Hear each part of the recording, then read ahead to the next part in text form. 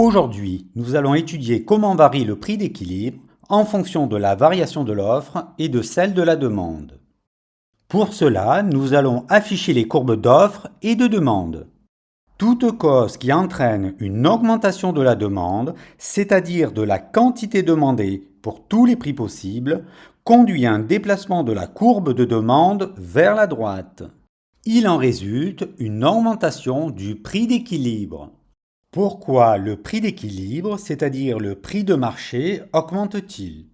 Prenons l'exemple du marché du pétrole. La capacité de raffinage en France est de 183 000 barils par jour.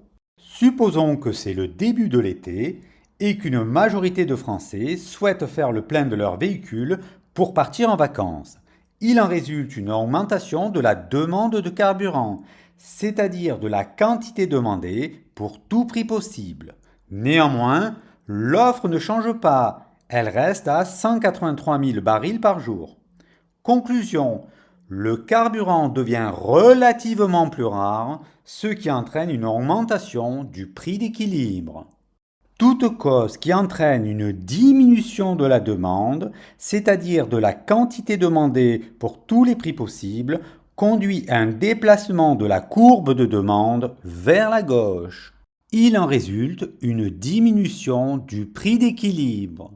Prenons par exemple la disparition de l'effet de mode pour les handspinners, qui conduit à une diminution de la demande pour ce jouet, alors que l'offre ne change pas.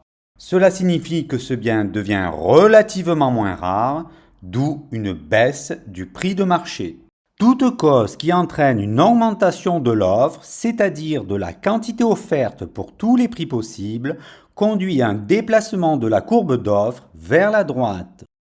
Il en résulte une diminution du prix d'équilibre. Reprenons l'exemple du pétrole et supposons qu'une nouvelle raffinerie vient d'être construite, ce qui augmente l'offre de pétrole pour tout prix possible.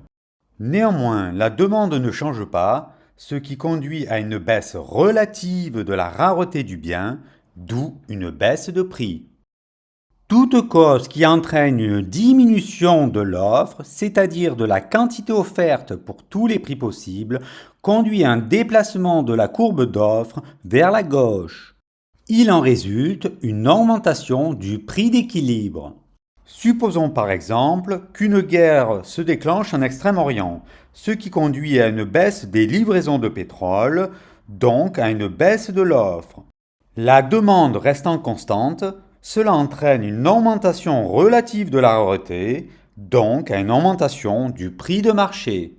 Nous avons étudié des situations de marché où le prix d'équilibre, mais aussi la quantité d'équilibre, ont augmenté ou baissé en fonction de la variation de l'offre ou de la variation de la demande.